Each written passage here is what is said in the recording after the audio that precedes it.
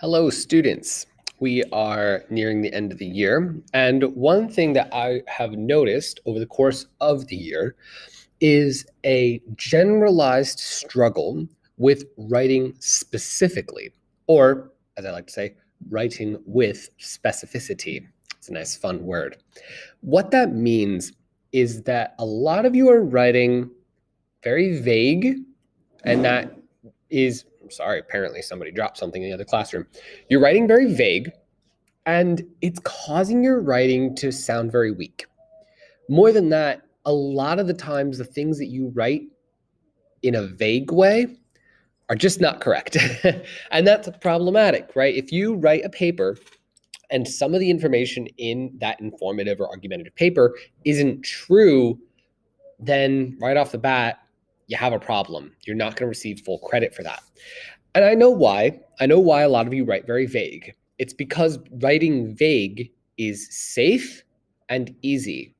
For a lot of you, you have not been punished for writing vaguely. You answer a question in the most vague terms possible, rewriting the sentence, in a couple different ways, and then turn it in, and you get maybe an 85% or maybe even 100% because you wrote it somewhat grammatically correctly and the teacher just went good enough. I don't accept that. It's that simple. I just don't accept it. When you write vague, you're not answering the question. You're avoiding the question.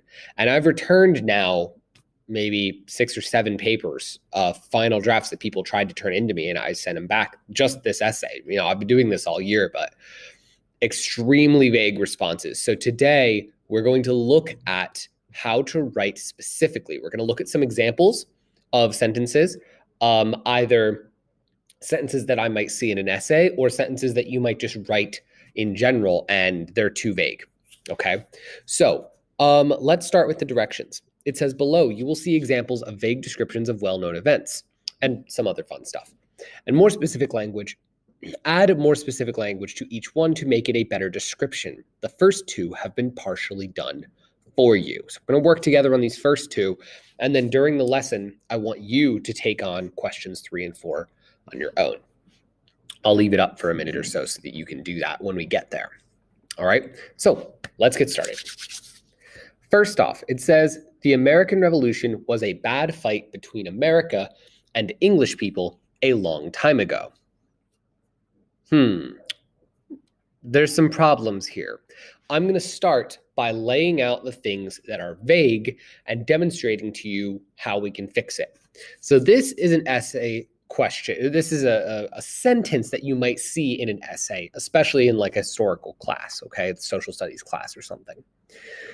The American Revolution, good, that's the name of the war, was a bad fight. What is that? Right? What is a bad fight? Is it a battle? Is it a war? Is it 2 dudes just duking it out in a Denny's parking lot? What is a bad fight? And how long did it last? So we should definitely address that. I said that writing it was a 4-year-long war for independence is probably better. English people, that's not correct. Instead, write the British Empire, because the British Empire used other people to fight for them in addition to their own soldiers. They hired Hessian mercenaries for one, as well as acquiring other soldiers throughout the battles. So, press-ganged Americans were also there. So it was also Americans fighting against Americans. So this is not true, right? Just saying English people, it is kind of true, but it's not the whole truth. And therefore, it's a lie. It's just wrong. So you'd have to say the British Empire if you wanted to be accurate. And finally, long time ago is vague. Right? We don't know how long a long time is for you, right? For you kids, a long time is like a month, right? That's you're not willing to wait a month for something, right? PS5 came out, or I have to have it now. But in the face of world history, the American Revolution was very recent. It happened basically a blink of an eye ago. So we want to say specifically when it happened. So we have here our new sentence. The American Revolution was a 4-year-long war for independence between America and the British Empire in the 18th century. Now, you will notice that this sentence is like 50% longer than the original sentence because we added more information. We're more specific. However, this prevented us from having to write another sentence later. If I wrote this first sentence, I would then have to say the war lasted 4 years and happened in the late 18th century. So now I've written two sentences because one was vague. Instead, I could have just written one specific sentence. So it's more work up front, but you're going to end up saving yourself time and effort later. So this is really just a good idea. Be specific, okay? If you're going to use a word that's not quantifiable, like 4 year long, then, or describe it as a war for independence, say what kind of word it is. If you're not going to do that, at least use some descriptive words, okay? At least make it fun. Okay, moving on to number 2. Here, I have highlighted some vague portions, okay? So rather than list out all the solutions, okay, I want you to think about one of these, okay? In the beginning here, it says, when I grow up. Right now, before I do the rest of this, I want you to think about what is growing up to you? How old do you have to be grown up? So when you say the phrase, when I grow up, I want to be blah, what age do you picture in your head? Okay, write it down right now.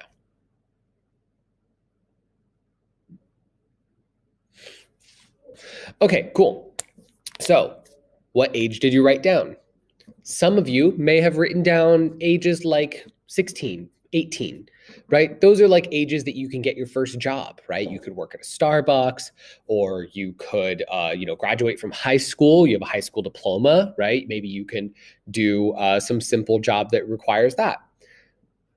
Or maybe you could go to college, university. Maybe you could go to the military. Maybe you could do an apprenticeship. Maybe you could go to a community college. There's a lot of things that you can do after that 16 to 18 mark. But this sentence says, I want to be a vet, as in like a veterinarian. You can't be a veterinarian at 16 or 18. You just can't. It requires a full 4-year medical school plus additional education for the specific type of veterinarian that you are. If you're going to, an equine veterinarian and work on horses, that's a different level of certification. So the when I grow up doesn't work for 16 to 18 here, does it? Maybe you said 20, somewhere in there. Maybe you said 1920, right? If you're thinking 1920, that's cool. But, the United States government still thinks you're not adult enough to consume alcoholic beverages until you're 21. So, 21 is a good number, right?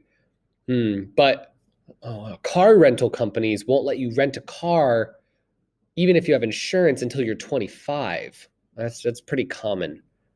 So I guess car rental companies don't think you're an adult until you're 25. Huh. I'm 20. I'm 27. So how am I an adult yet? Because I'm still going back to school for classes. Are you an adult when you graduate high school? Do you see the problem, right? I am much older than you, and I don't consider myself fully grown up yet, in the sense that I still have things I want to do in my career. I still have, dreams and things that I'm pursuing. I still have higher education I'm working towards. I'm not grown up yet, and I hope I never grow up. So this phrase, when I grow up, is so useless. It's completely useless. It is absolutely a waste of space on the page. If you write this, all you have done is wasted the time of the person reading it. When I grow up means nothing. Okay? So instead of saying when I grow up, you could say something like when I graduate college, or when I have a career. Okay? These are phrases that make sense. They have meaning. They aren't vague, right? When I graduate college, I want to be a veterinarian. That is a tough word to spell. Thank you. They're doctors who do animal stuff. Butchers also do animal stuff, right? It's not a helpful phrase, okay? So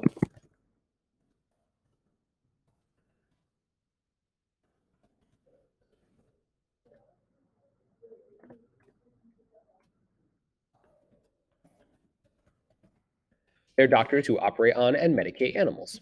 There we go. Okay. That is more specific. You're describing what a veterinarian actually does. Okay. Now, we have two more sentences here that I would like you to try. Number 3 says, my favorite pizza is an extra cheesy one with lots of toppings. What kind of cheese? What kind of toppings? Does it have sauce? Is it crispy?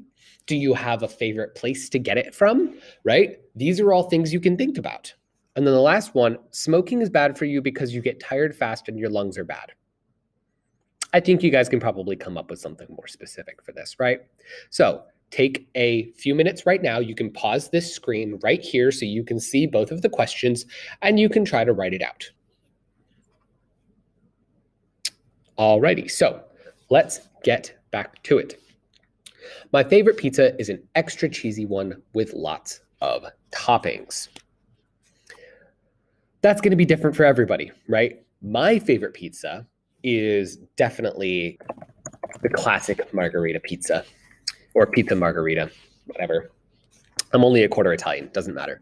Okay, this is much longer, but you now know a lot about my favorite type of pizza. I'm also going to add my favorite pizza has a thin, crunchy crust.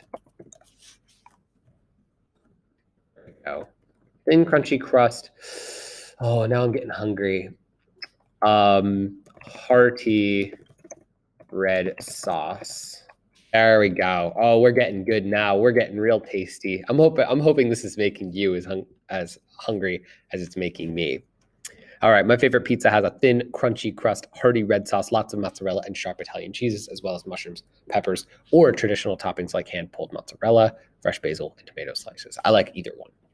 All right, cool. So that was super fun for me. I enjoyed doing that. All right, last but not least, smoking is bad for you because you get tired fast and your lungs are bad.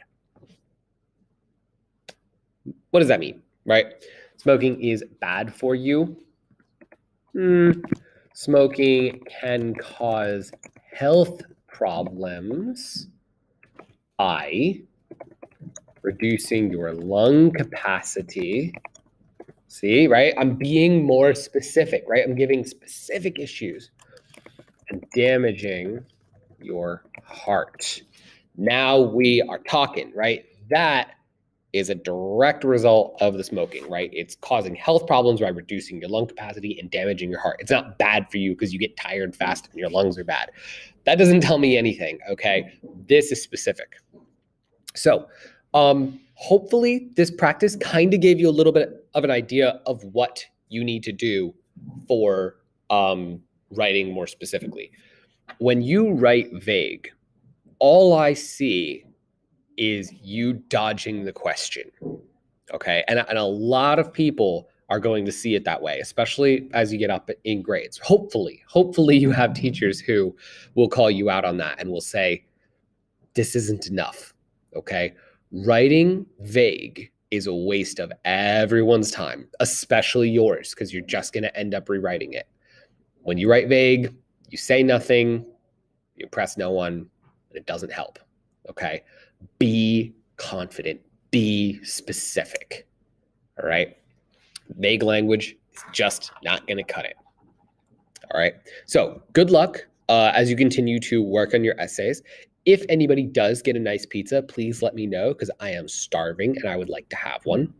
And as you wrap up your essays for the year, because you're on your last ones, try to make them the best ones that you can because they are a pretty big chunk of your grade, and it'd be nice to end the fourth marking period with a nice solid win. All right. So that's all for now. I'll see you next time.